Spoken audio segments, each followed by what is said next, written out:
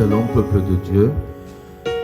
Nous sommes dans la joie de nous tenir au-devant de vous en ce jour pour parler encore une fois de la part du Seigneur. Aujourd'hui, c'est le dimanche 29 mars. Vous savez que notre pays, la terre entière, passe par des moments très agités et le monde a nommé à sa façon ce temps.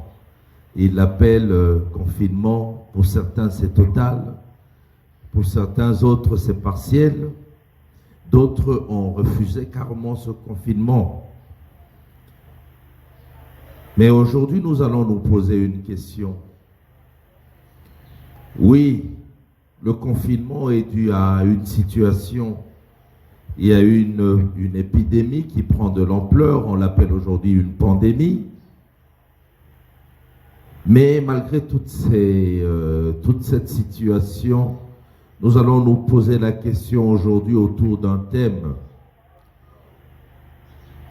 qui est le suivant. À qui places-tu ton espoir? Bien-aimés, vous savez, avant toute chose, j'aimerais que nous puissions prier.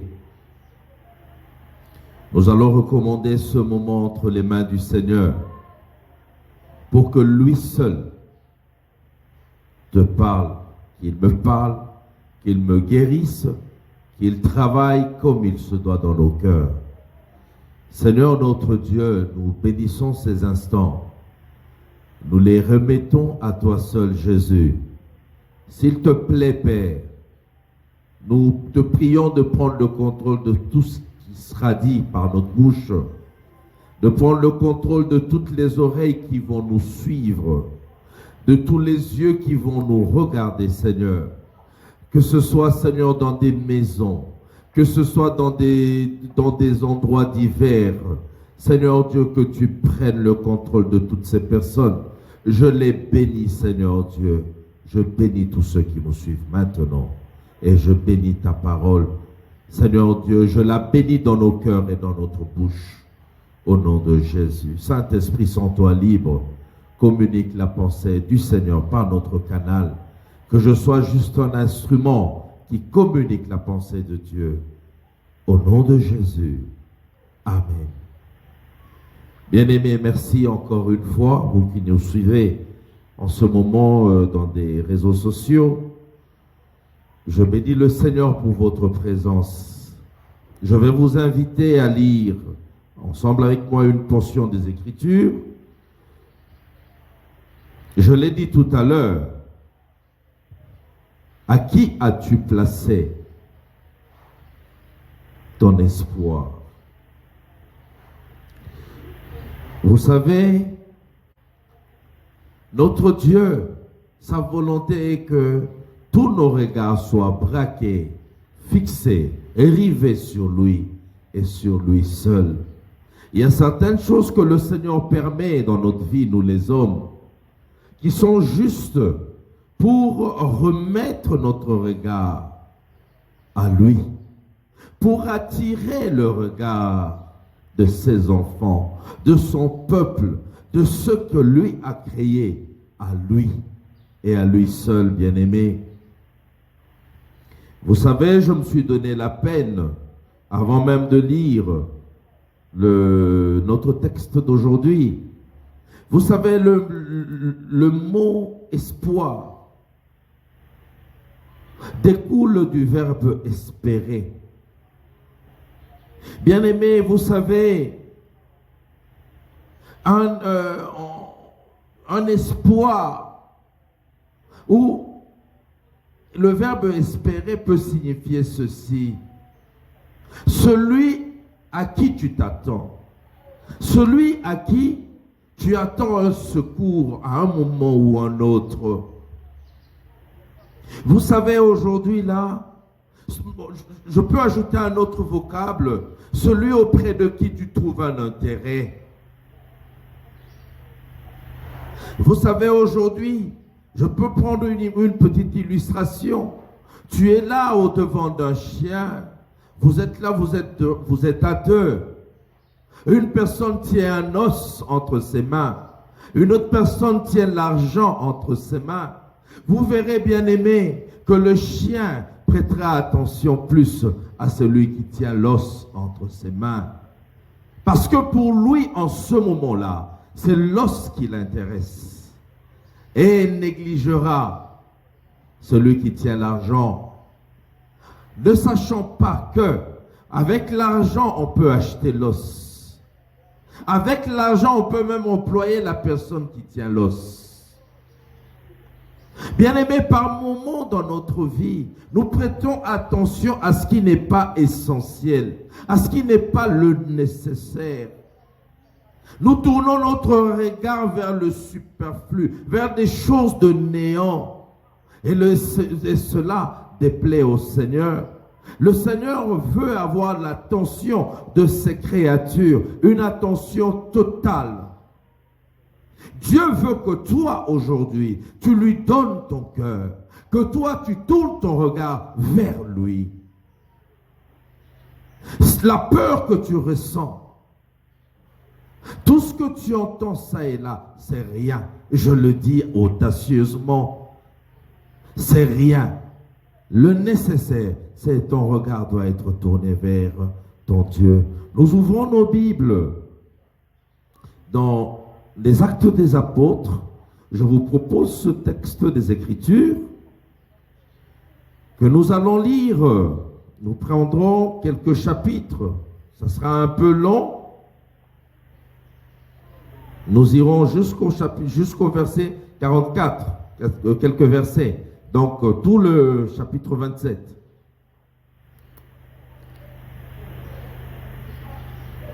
Lorsqu'il fut décidé que nous nous embarquerions pour l'Italie, on remit Paul et quelques autres prisonniers à un centenier de la cohorte Auguste nommé Julius. Nous montâmes sur un navire adramite qui devait côtoyer l'Asie. Et nous partîmes, ayant avec nous Aristarque, macédonien de Thessalonique. Le jour suivant, nous abordâmes à Sidon, et Julius, qui traitait Paul avec bienveillance, qui lui permit d'aller chez ses amis et de recevoir leurs soins. Partis de là, nous longeâmes l'île de Chypre, parce que les vents étaient contraires. Après avoir traversé la mer qui baignait la Cilicie et la Pamphylie, nous arrivâmes à Myra en Lycie. Et là, le centenier ayant trouvé un navire d'Alexandrie qui allait en Italie, nous y fit monter. Pendant plusieurs jours, nous naviguâmes lentement, et ce ne fut pas sans difficulté que nous atteignîmes la hauteur de Cnide, où le vent ne nous permit pas d'aborder. Nous passâmes au-dessous, de l'île de Crète, du côté de Salmone. Nous la côtoyâmes avec peine et nous arrivâmes à un lieu nommé Beauport, près duquel était la ville de Lazée. Un temps assez long s'était écoulé et la navigation devenait dangereuse, car l'époque même du jeûne était déjà passée. C'est pourquoi Paul avertit les autres en disant « Ô homme », soulignez cet endroit-là. Je reprends le verset 10. C'est pourquoi Paul avertit les autres en disant « Ô homme, je vois que la navigation ne se fera pas sans péril et sans beaucoup de dommages, non seulement pour la cargaison et pour le navire, mais encore pour nos personnes. » Le centenier écouta le pilote et le patron du navire plutôt que les paroles de Paul. Bien-aimé, il faudra souligner cela. Je reprends le verset 11. Le centenier écouta le pilote et le patron du navire plutôt que les paroles de Paul. Verset 12. Et comme le port n'était pas bon pour hiverner, la plupart furent d'avis de le quitter pour tâcher d'atteindre Phénix, port de Crète qui regarde le sud-ouest et le nord-ouest afin d'y passer l'hiver. Un léger vent du sud vint à souffler et se croyant maître de leur dessein, il faudra souligner cela, se croyant maître de leur destin, ils levèrent l'ancre et côtoyèrent de près l'île de Crète. Mais bientôt, un vent impétueux qu'on appelle Eurachylon se déchaîna sur l'île. Le navire fut entraîné sans pouvoir lutter contre le vent et nous nous laissâmes aller à la dérive. Nous passâmes au-dessous d'une petite île nommée Clauda et nous eûmes de la peine à nous rendre maîtres de la chaloupe. Après l'avoir hissée, on se servit des moyens de secours pour ceindre le navire et, dans la crainte de tomber sur la Syrte, on abaissa les voiles. C'est ainsi qu'on se laissa emporter par le vent. Comme nous étions violemment battus par la tempête, le lendemain on jeta la cargaison à la mer. Ils ont jeté la cargaison à la mer, bien-aimée, chose que le serviteur leur avait dit. Verset 19. Et le troisième jour, nous y lançâmes de nos propres mains les agrès du navire. Le soleil et les étoiles ne parurent pas pendant plusieurs jours, et la tempête était si forte que nous perdîmes enfin toute espérance de nous sauver. Ils ont perdu l'espérance d'être sauvés. On n'avait pas mangé depuis longtemps. Alors Paul, se tenant au milieu d'eux, leur dit, « Ô hommes, il fallait m'écouter et ne pas partir de Crète, afin d'éviter ce péril et ce dommage. Maintenant, je vous exhorte à prendre courage, car aucun de vous ne périra, et il n'y aura de perte que celle du navire. Un ange du Dieu à qui j'appartiens et que je sers m'est apparu cette nuit et m'a dit, Paul, ne crains point, il faut que tu comparaisses devant César. Et voici, Dieu t'a donné tous ceux qui naviguent avec toi. C'est pourquoi, ô hommes, rassurez-vous, car j'ai cette confiance en Dieu qu'il en sera comme il m'a dit. Il m'a été dit. Mais nous devons échouer sur une île. La 14e nuit, tandis que nous étions ballottés sur l'Adriatique, les matelots, vers le milieu de la nuit, soupçonnèrent qu'on approchait de quelque terre, et en jetant la sonde, ils trouvèrent 20 brasses. Un peu plus loin, ils la jetèrent de nouveau et trouvèrent 15 brasses. Dans la crainte de heurter contre les écueils, ils jetèrent 4 ancres de la poupe et attendirent le jour avec impatience. Mais comme les matelots cherchaient à s'échapper du navire et mettaient la chaloupe à la mer sous prétexte de jeter les ancres de la proue, Paul dit aux centeniers et aux soldats, « Si ces hommes ne restent pas dans le navire, vous ne pouvez être sauvés. » Alors les soldats coupèrent les cordes de la chaloupe et la laissèrent tomber. Avant que le jour parût, Paul exhorta tout le monde à prendre de la nourriture, disant, « C'est aujourd'hui le 14e jour que vous êtes dans la tente et que vous persistez à vous abstenir de manger. Je vous invite donc à prendre de la nourriture, car cela est nécessaire pour votre salut, et il ne se perdra pas un cheveu de la tête d'aucun de vous. » Ayant ainsi parlé, il prit du pain, et après avoir rendu grâce à Dieu devant tous, il le rompit et se mit à manger. Et tous, reprenant courage, mangèrent aussi. Nous étions dans le navire 276 personnes en tout.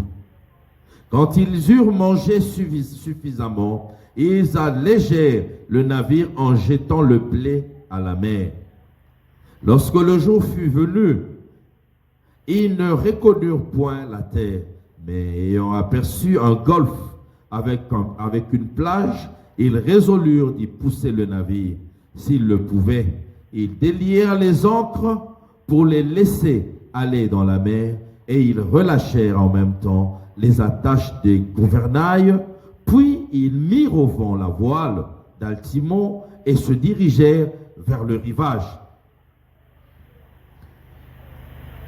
Mais ils rencontrèrent une langue de terre où ils furent échoués le navire, et la proue s'étant engagée resta immobile, tandis que la poupe se brisait par la violence des vagues.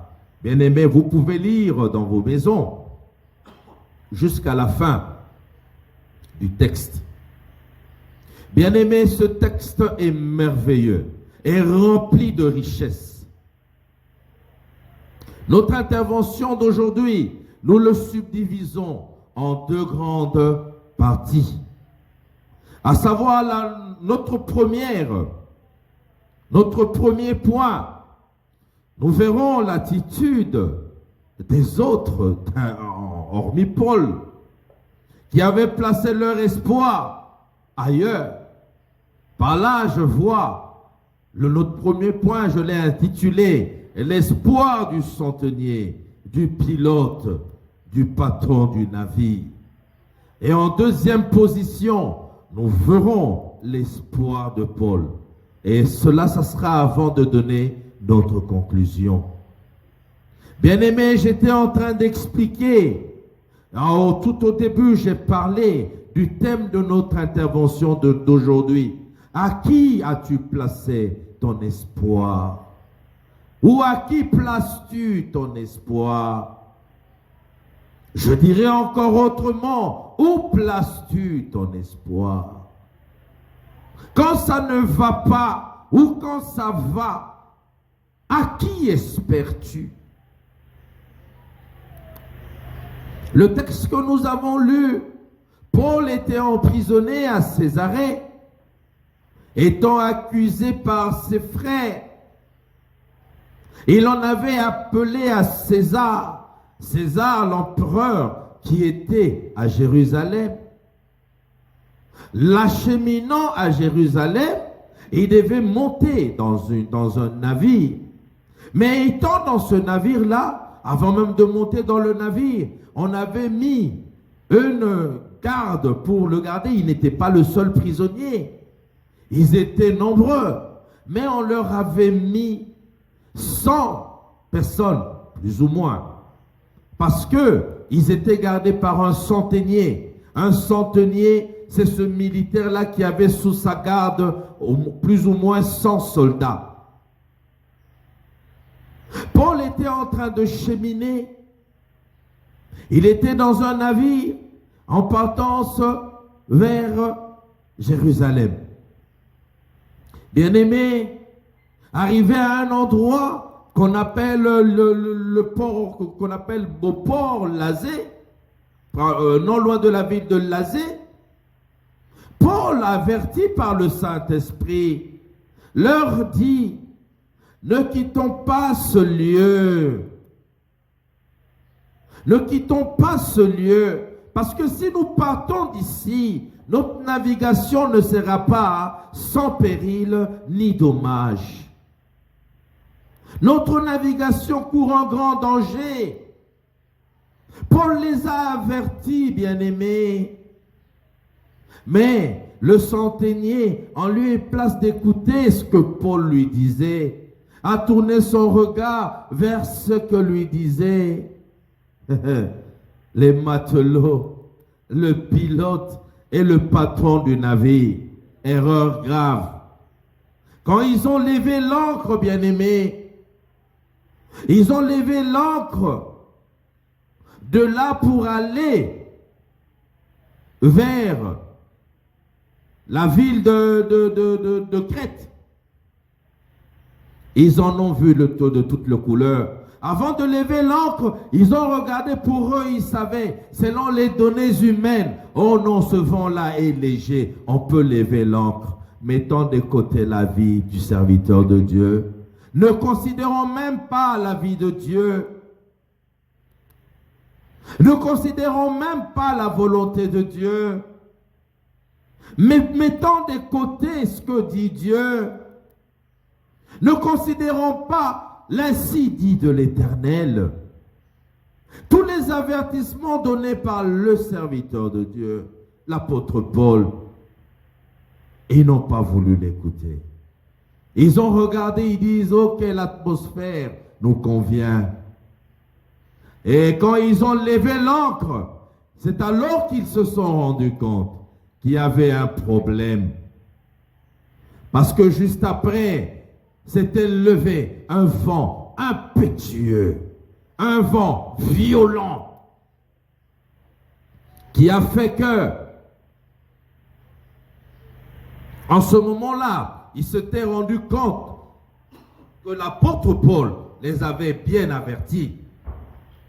Excusez-moi.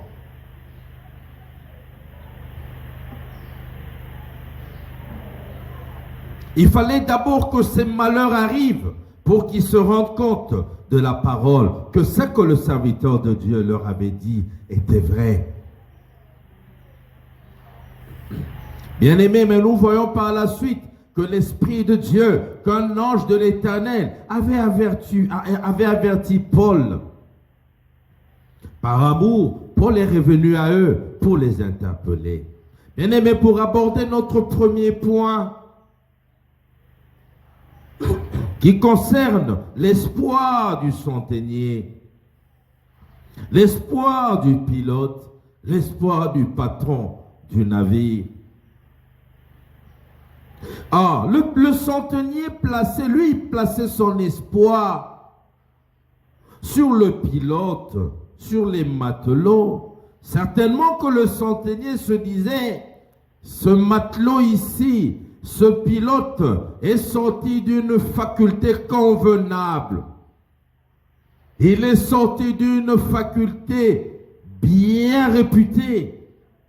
Il est sorti d'une grande faculté. Et ils avaient de l'expérience. Oui, ils avaient aussi de la qualification. Ils étaient qualifiés. Ils avaient le diplôme du travail qu'ils faisaient. Mais cela ne t'empêche pas, toi centenier, de rechercher la volonté de Dieu. De demander quelle est la volonté de Dieu. Tu es à la tête d'une troupe. Tu es à la tête peut-être d'un pays. Tu es à la tête d'un royaume. Tu es à la tête d'un empire, toi qui me suis là. Mais est-ce que tu recherches la volonté de Dieu ou tu te fies seulement aux qualifications de personnes? Tu cherches seulement l'expérience des hommes?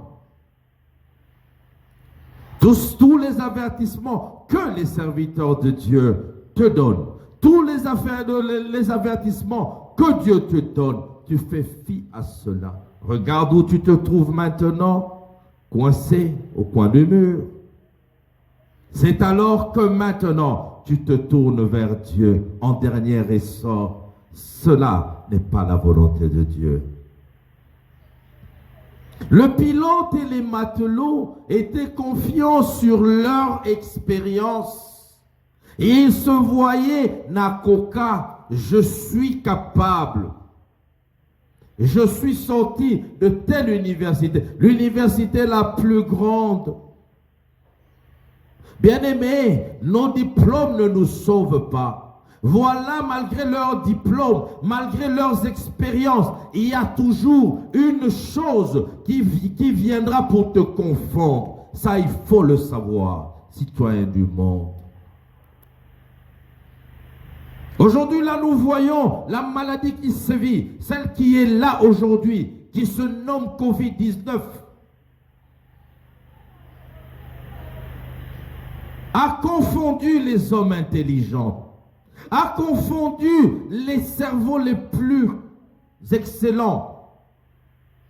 Est-ce que maintenant là, vous avez écouté un appel international sur le fait que nous devons nous tourner vers Dieu?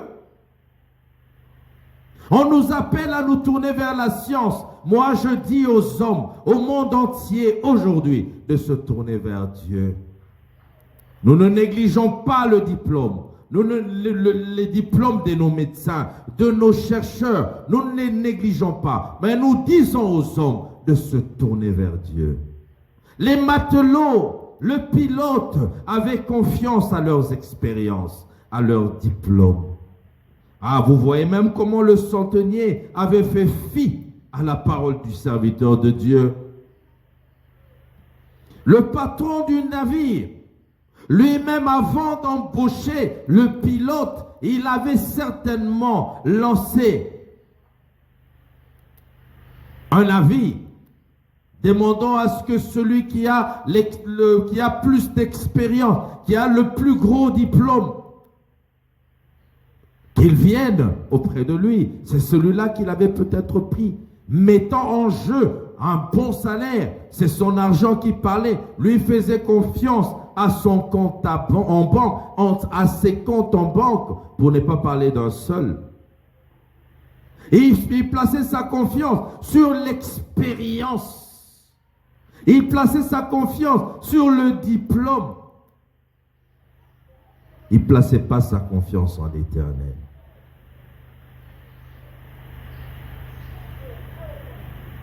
Avec tous ses atouts, il se croyait maître de leur dessein. Il se disait, avec tout ce que j'ai réuni, je vais réussir à coup sûr. Bien-aimés, attention, nous allons lire un texte biblique dans Proverbe 19 au verset 21. Proverbe 18, verset 21. Proverbe 19, excusez-moi. 19, verset 21, nous connaissons ce texte. La Bible nous dit ce qui suit. Il y a dans le cœur de l'homme beaucoup de projets. Mais c'est le dessein de l'Éternel qui s'accomplit. Bien-aimé, tu avais fait des projets pour le mois de mars. Tu avais fait des projets de voyage, de projets d'investissement pour le mois de mars. Mais écoute, tu vois maintenant au-devant de toi comment sont tombés à terre tous tes projets. Tes projets sont tombés à plate couture. Tes projets sont battus à terre. Ce sont les desseins de l'Éternel qui s'accomplissent. Toi, homme, tu peux faire des projets. Oh, le propriétaire de ce bateau avait fait des projets. Avec sa cargaison, avec tout le passager qu'il avait embarqué, il avait des projets. Mais tout cela est tombé en défaillance. Ils se croyaient maîtres de leur dessein. Ils espéraient en eux-mêmes, négligeant Dieu. Ils se disaient, Dieu, c'est l'invisible. On ne peut pas prévoir avec l'irrationnel. Ah, bien-aimé, je te dis, tu fais erreur. On ne peut pas, c'est ce que tu te dis. Mais moi, je t'appelle aujourd'hui à donner ta vie à Jésus, toi qui m'écoutes. Je t'en supplie, tourne ton regard vers le Seigneur. Tourne ton regard vers le Seigneur. Jésus t'aime. Il est le Dieu invisible, oui. Mais il faut croire en lui parce qu'il est vivant au milieu de nous. Oui, le centenier, le pilote et les matelots, le patron du navire avaient placé leur confiance, leur attention sur les hommes, sur les diplômes, sur les qualifications. Ils avaient négligé Dieu. Voilà pourquoi ils se sont retrouvés contre le mur. Les malheurs qui nous arrivent souvent, bien-aimés, c'est parce que nous négligeons Dieu. Nous ne voulons pas plaire à Dieu. C'est parce que nous comptons sur nous-mêmes. Nous plaçons notre espoir sur ce que nous sommes, sur nos connaissances, sur nos comptes en banque. Aujourd'hui, des milliardaires ne peuvent rien faire contre ce petit virus. Les pays sont en train de jeter leur cargaison dans les eaux. Ils mettent des milliards qu'ils avaient cachés, qu'ils ont volés, qu'ils ont détournés. Ils mettent cela en jeu pour chercher à combattre le virus, un petit virus. Tout cela à cause du fait que Dieu a été mis de côté. À qui places-tu ton espoir? Moi, je te dis aujourd'hui, toi qui m'écoutes, tu dois tourner ton regard vers le Seigneur. Ne compte pas sur les hommes. Ne compte pas sur ce que tu as.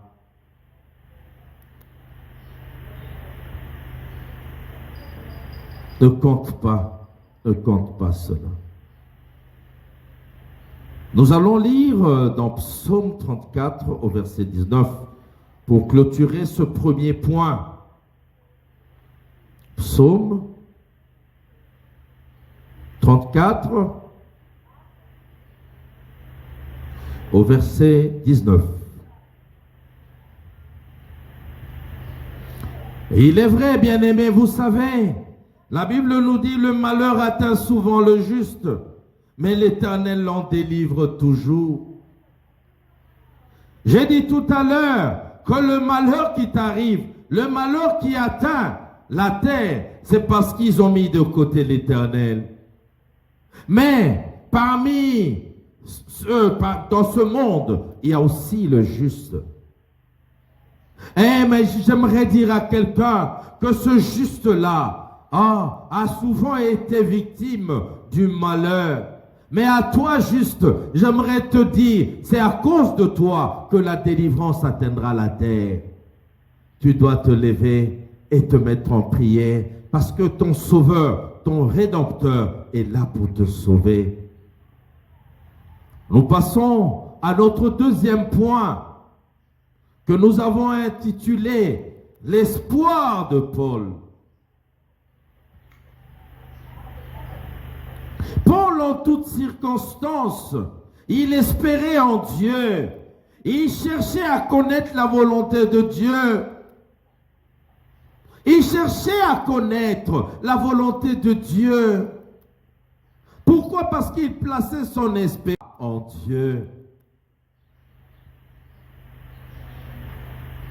Il cherchait à connaître la volonté parfaite de Dieu. Il ne se fiait pas à ses projets. Paul ne se fiait pas à ses grandes connaissances. Paul ne se fiait pas à sa grandeur. Nous voyons à un certain moment, quand nous lisons au chapitre 26 des Actes des Apôtres, bien-aimé, Festus avait traité Paul de fou. Et il dit, la grande connaissance de Paul le rendait fou. Oui, Paul ne s'était pas fié à ses grandes connaissances. Paul s'était confié à Dieu. Il veillait sur lui afin de ne pas attrister le Seigneur, son Créateur. Toi, tu vis sans foi ni loi. Ce n'est pas un bon état. Où places-tu ton espoir? Paul plaçait son espoir au Seigneur. C'est ce qui a fait que quand le bateau était agité, ballotté, Paul était calme. Bien-aimés, vous savez que dans le texte que nous avons lu, dans les Actes des Apôtres, pour retourner un peu en arrière, les 276 personnes qui faisaient partie des personnes qui étaient dans ce navire ont fait 14 jours sans manger. Pas parce qu'il n'y avait pas de la nourriture. Il y avait la nourriture, mais ils n'arrivaient pas à manger. Pour arriver à manger, il faut avoir l'appétit.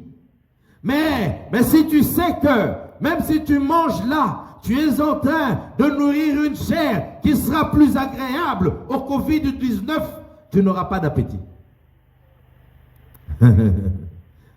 Donne-toi au Seigneur Jésus-Christ. Donne-toi au Seigneur. Pendant ce temps, l'apôtre Paul était là avec eux. Quand le bateau tanguait, lui, il était là. Il comptait au Seigneur. Il avait la paix. La paix dans son cœur. Parce qu'il avait déjà l'ainsi, dit le Seigneur. Il était calme parce qu'il était sûr qu'il y a un Dieu là-haut dans les cieux qui veille sur lui. Même si mort devait s'en suivre, il irait droit dans les bras du Seigneur. Toi, où places-tu ton espoir? Voilà comment ta peur commence à te donner même des maladies. Parce que tu es sans appui. Je te propose Jésus-Christ de Nazareth comme appui.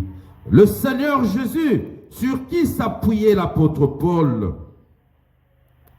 Paul était dans ce navire, mais il espérait au Seigneur. Il n'espérait pas aux matelots, il n'espérait pas aux pilotes, il espérait moins encore aux centeniers ou je ne sais pas moi à qui d'autre. Bien-aimés, le monde est en train de passer par des moments très difficiles. Et il arrive des situations, Dieu permet certaines situations fâcheuses pour tourner le regard des hommes à lui. Et aujourd'hui, je t'appelle, bien-aimé, à tourner ton regard vers le Seigneur. Pareil à l'époque du texte que nous avons lu. Le bateau est en train de tanguer. Le bateau est en danger. Il y a un vent impétueux. Tu dois placer ton espoir en Jésus. La solution au Covid-19 ne viendra pas des hommes. La solution viendra de Dieu. Nous devons tourner nos regards vers les hommes. Oui, prions pour nos médecins, mais disons-leur de tourner leur regard vers le Seigneur, de se repentir et de se convertir. Qu'ils arrêtent de faire les pratiques occultes qu'ils font, qu'ils arrêtent d'aller chez les magiciens, qu'ils arrêtent de toucher aux fétiches, qu'ils se repentent, qu'ils décident de se tourner vers Jésus-Christ, qu'ils acceptent aujourd'hui le Seigneur et Dieu donnera la solution. Vous voyez, quand l'apôtre Paul a vu que le navire, tout le monde avait perdu tout espoir, l'apôtre Paul est venu interpeller l'équipage. Il leur a dit, quand je vous parlais, vous ne vouliez pas écouter, mais écoutez-moi maintenant. Quand ça ne marchait pas, quand c'était devenu rude, ils ont écouté cette fois-ci le serviteur de Dieu. Il leur a dit, ayez la paix, que la paix du Seigneur vous soit accordée. Je vous avais dit qu'il y aura, là je vous dis qu'un ange m'était apparu, il n'y aura personne qui mourra. Aucun cheveu, même pas un seul cheveu de vos têtes ne tombera. Mais il y aura des dommages. Le péril est déjà arrivé. Le grand danger est déjà arrivé. Des menaces fortes. Mais il y aura des dommages. Nous avons perdu beaucoup de choses. Mais personne ne mourra. Bien-aimés, regardez. Dans ce texte, nous avons vu qu'à un certain moment, quand ça avait bardé, les matelots ont voulu fuir le navire. Celui en qui tu places ta confiance, tu places peut-être ta confiance en un médecin, tu places peut-être ta confiance en un président de la République, je ne sais pas moi, à un roi. Peut-être que certains parmi eux cherchent à fuir, aller même à la lune. Ils cherchent à fuir. Ceux qui commandent le bateau de cette terre sont perdus. Ils n'ont plus de repères. Ils ne savent plus à quoi s'en tenir. Mais moi, je te dis, Jésus est la solution. Les matelots s'apprêtaient à fuir le navire. L'apôtre Paul a dit, attention, il a dit aux centeniers, attention, ces gens veulent fuir le navire. S'ils fuient le navire, personne ne pourra survivre. Il faut qu'ils restent ici. Ça, le centenier avait vite envoyé des soldats. Ils sont allés couper le fil qu'ils voulaient lancer pour sauter dessus. Bien-aimé, ne place pas ta confiance aux hommes. L'apôtre Paul, lui, il avait toute son espérance au Seigneur. Il avait son espérance au Seigneur. Voilà pourquoi le Seigneur lui avait même remis la destinée de tous ces 275 personnes. Parce que lui, c'était le 276e personne. Dieu fait des grandes choses avec ceux qui placent leur espoir en lui. Dieu passe par ceux qui placent leur espérance en lui. Il passe par eux, il passe par nous pour sauver le monde. Le chrétien, c'est la lumière du monde. La solution à ce problème viendra de l'Église. Quand l'Église aura ployé genoux, quand l'Église va tourner son regard vers le Seigneur et appellera le monde entier, comme je le fais là, à placer l'espoir au Seigneur. C'est auprès de lui que nous devons attendre notre secours. Nous voyons comment de milliers de personnes sont contaminées. Des milliers de personnes sont en train de mourir.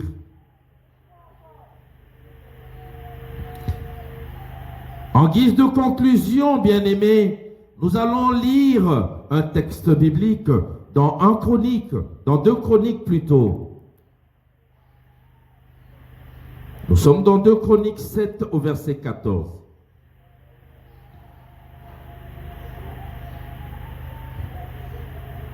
La Bible nous dit ceci: si mon peuple sur qui est invoqué mon nom s'humilie, prie et cherche ma face, et s'il se détourne de ses mauvaises voies, je l'exaucerai des cieux, je lui pardonnerai son péché et je guérirai son pays.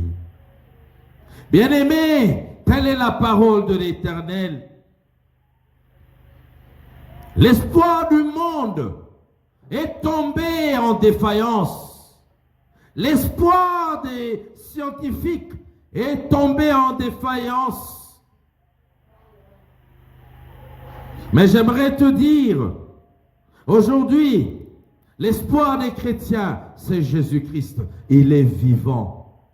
Il est le même, hier, aujourd'hui et éternellement. Chrétiens, nous devons nous lever, invoquer le Seigneur, lui qui est notre espoir, pour qu'il intervienne dans cette situation de l'épidémie qui a pris de l'ampleur, de cette pandémie appelée Covid-19. Ce nom ne doit pas être élevé plus que le nom de Jésus.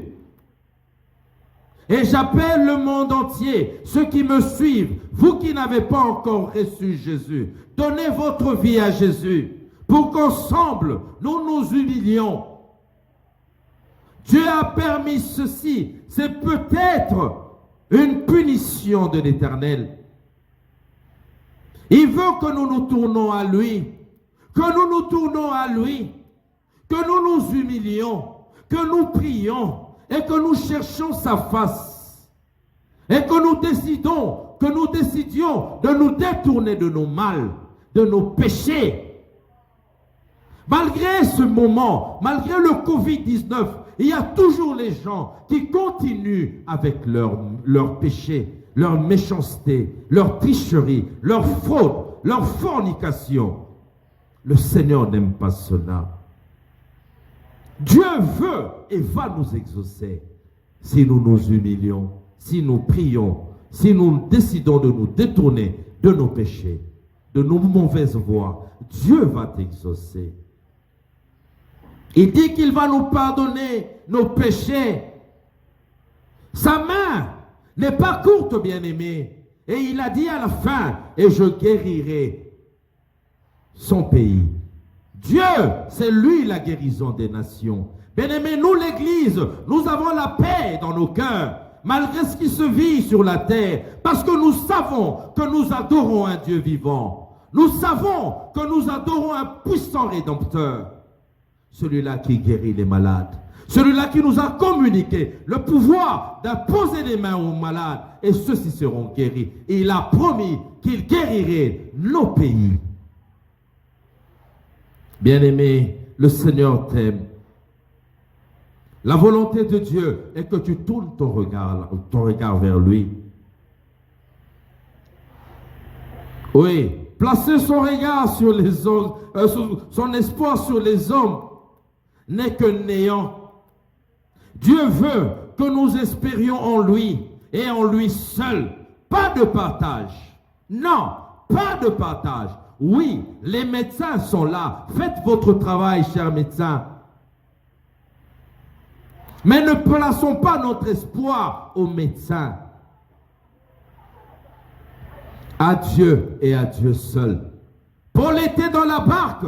Il ne plaçait pas son espoir aux pilotes, moins encore aux matelots, moins encore aux centeniers, moins encore aux propriétaires du navire. Si notre Dieu voit qu'il y a encore un autre espoir que lui, il te confondra. Où places-tu ton espoir? À qui places-tu ton espoir? Bien-aimé, je t'invite aujourd'hui à placer ton espoir à Jésus seul. À Jésus et à Jésus seul. Que Dieu vous bénisse et je vais prier pour vous. Seigneur notre Dieu, je bénis ton nom pour cette parole. En ce jour, Seigneur, nous sommes là à tes pieds. Nous ne voulons nous appuyer que sur toi. Seigneur Dieu, tous ceux qui m'écoutent, tous ceux qui m'ont suivi, impacte-les, Seigneur. Ah, permets à ce que ce cœur qui est troublé reçoive ta paix. Seigneur, permets à ce que celui-là qui était désespéré reçoive maintenant de l'espoir. Que celui-là qui manquait d'appui s'appuie sur toi. Je bénis tous ceux qui nous écoutent et qui nous ont suivis. Au nom de Jésus. Merci Saint-Esprit pour l'œuvre. Dans le nom de Jésus, nous avons prié.